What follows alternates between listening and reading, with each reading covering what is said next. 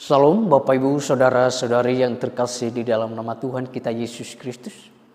Kembali ke channel Umbusir dan firman Allah yang kami bagikan bagi kita adalah di dalam Mazmur pasal 37 ayat 8. Beginilah bunyinya. Berhentilah marah dan tinggalkanlah panas hati itu. Jangan marah, itu hanya membawa kepada kejahatan. Tema kecil yang kami bagikan adalah jangan gampang marah. Jangan gampang marah. Ya.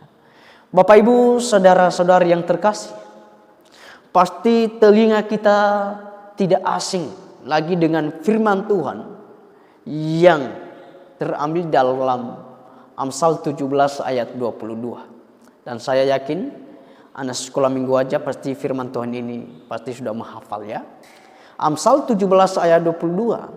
Hati yang gembira adalah obat yang mancur, tetapi semangat yang patah mengeringkan tulang. Dan diteruskan di dalam Amsal 15 ayat 13. Hati yang gembira membuat muka berseri-seri, tetapi kepedihan hati mematahkan semangat. Sekali lagi, hati yang gembira membuat muka berseri-seri, tetapi kepedihan hati mematahkan semangat. Nah, jelas bahwa hati yang gembira adalah obat yang terbaik. Obat nomor 1 bagi kehidupan orang-orang yang percaya kepada Tuhan. Haleluya. Ya. Sedangkan emosi atau amarah yang meluap-luap justru dapat mendatangkan sakit penyakit. Kenapa sakit penyakit Bapak Ibu? Karena membawa kehidupan kepada kejahatan. Ya, membawa kehidupan seseorang kepada kejahatan. Nah, Bapak Ibu saudara-saudari yang terkasih, ingat bahwa kemarahan seringkali dijadikan celah oleh iblis untuk menabur benih kejahatan, untuk menabur benih kebencian. Kita melihat bahwa bukankah ada banyak tindakan kejahatan terjadi bermula dari seseorang yang tersulut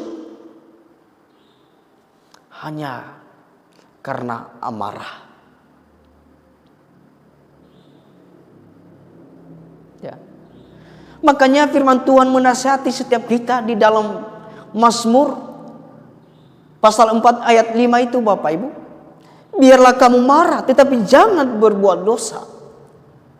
Nah,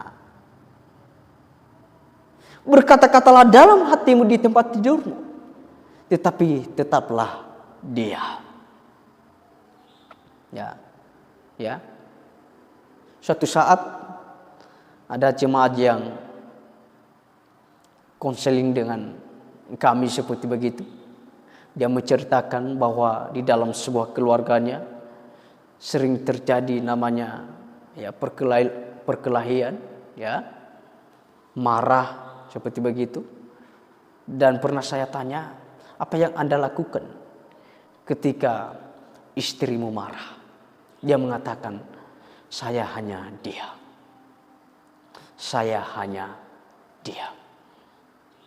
Dan tentunya ini juga salah satu kunci ketika di dalam sebuah keluarga mungkin suami marah istri harus diam ya.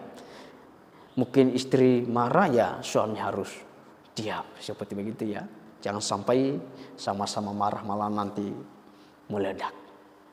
Nah, bahkan pengkhotbah menyebut Bapak Ibu bahwa ketika seseorang marah dia adalah orang yang bodoh. Nah, kita melihat di dalam Pengkhotbah pasal 7 ayat 9. Pengkhotbah pasal 7 ayat 9, beginilah firman Tuhan, janganlah lekas-lekas marah dalam hati, karena amarah menetap dalam dada orang bodoh. Nah, setiap kita pasti tidak mau kalau kita disebut, hei kamu orang bodoh. Pasti kita tidak mau, apalagi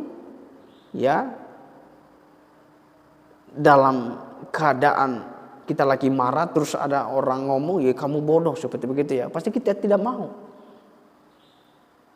Oleh karenanya ya jangan mudah marah. Ya, amin ya. Jangan mudah marah. Nah, firman Tuhan mengatakan di dalam Amsal 19 ayat 11 ya. Akal budi membuat seseorang panjang sabar. Ya.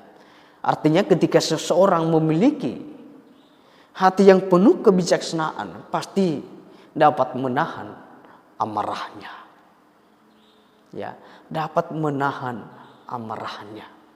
Ya, kalau dia memiliki hati yang bijak, ya, kalau dia memiliki akal budi yang sehat, akal budi yang benar, akal budi yang baik seperti begitu, Bapak Ibu ya.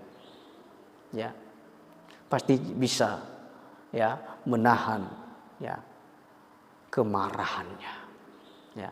Makanya saya simpulkan firman Tuhan yang singkat ini ya dengan firman Tuhan di dalam Efesus pasal 4 ayat 26 sampai 27. Efesus 4 ayat 26 sampai 27, beginilah firman Tuhan. Apabila kamu menjadi marah, janganlah kamu berbuat dosa.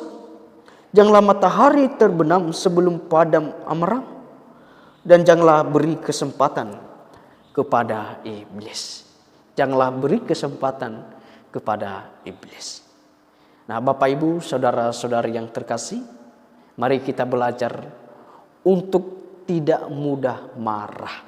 Ya, syukur-syukur kalau kita tidak pernah marah, seperti begitu ya.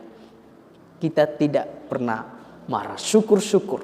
Tetapi firman Tuhan yang saya bikin adalah mari kita berkomitmen, mari kita berusaha berjuang untuk tidak mudah marah. Kiranya firman Tuhan yang singkat ini menjadi berkat bagi kita semua. Terima kasih, Tuhan memberkati. Amin.